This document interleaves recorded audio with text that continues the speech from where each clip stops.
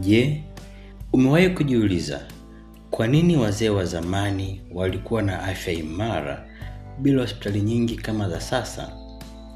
Jibu linaweza kuwa rahisi kuliko unavyodhani. Walikula mboga za majani kila siku. Siku hizi watu wengi wameacha mboga. Wanakula vyakula vya haraka, mafuta mengi na sukari nyingi. Halafu wanashangaa kwa nini magonjwa yanaongezeka. Lakini leo nataka kukuonyesha kitu muhimu sana.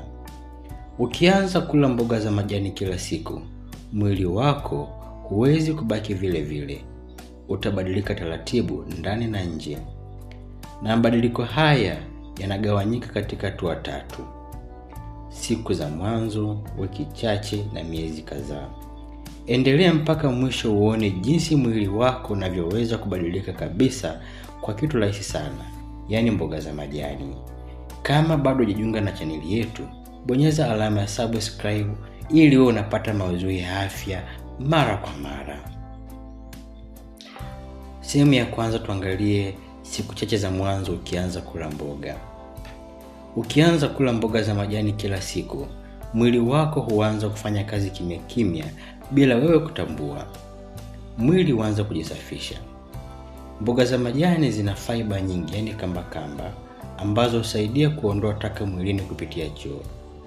Ukianza kuzila, tumbo linaanza kuwa jepesi, uzito wa ndani hupungua, mwili unaanza kupunguza uchafu uliokuwa umekusanywa.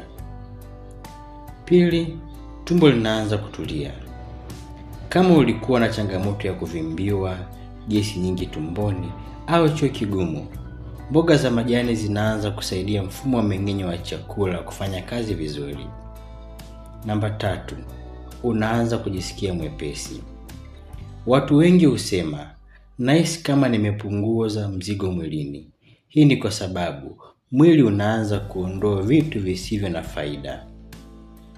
Hapa ndipo watu hupuuza. Wengi hudhani ni bahati kujisikia vizuri, lakini mwili wako unaanza kureact kwa lishe nzuri kabisa. Baada ya wiki chache, baada ya wiki kadhaa, mabadiliko yanaanza kuwa ndani zaidi. Damu inakuwa bora zaidi. Mboga za majani zina madini ya chuma, yani iron, pamoja na folate. Hizi husaidia mwili kutengeneza damu mpya. Matokeo yake, uchovu hupungua, mwili una nguvu zaidi, wewe unajisikia vizuri zaidi, akili inakuwa makini zaidi. Lishe nzuri huasili ubongo moja kwa moja. Watu huanza kusema, nahisi nina focus nzuri, nina concentration nzuri zaidi, na nina uwezo wa kuzingatia. Lakini pia nguvu za mwili zinaongezeka.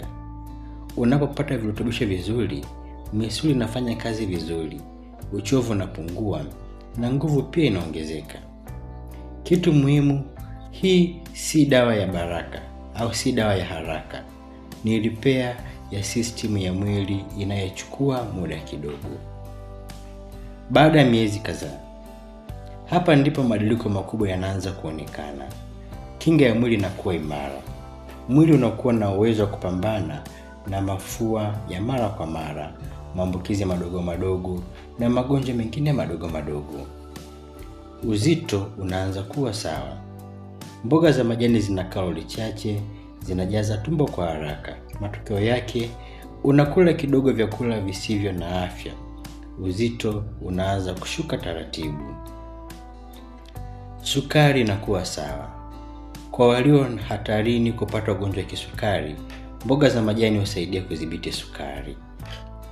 Ngozi hubadilika. Ngozi huwa safi zaidi, inang'aa, inapungua chunusi na uchovu wa uso. Baadhi ya watu huanza kugundua usingizi bora, wanakuwa na mudi nzuri, maumivu ya mwili hupungua. Makosa ambayo watu wengi hufanya. Watu wengi hawapati matokeo kwa sababu kupika mboga muda mrefu sana, kutokula kila siku, kutumia mafuta mengi sana, kula aina moja tu ya mboga. Njia bora ya kula ili upate matokeo: badilisha mboga kila siku. Mchicha, chainizi, sukuma wiki, matembele. Pika kwa muda mfupi, tumia mafuta kidogo, changanya na vyakula asilia. Mboga za majani si chakula cha kawaida tu, ni mfumo wa kurekebisha mwili wako. Ukizitumia kila siku, mwili wako unakuwa mwepesi, afya inaimarika na maisha yanabadilika. Naamini umejifunza jambo leo. Kwenye comment section andika nitaanza leo kutumia mboga za majani. Usisahau kusubscribe, kulike na kushare video hii kwa marafiki. Nikutakie siku njema na Mungu akubariki.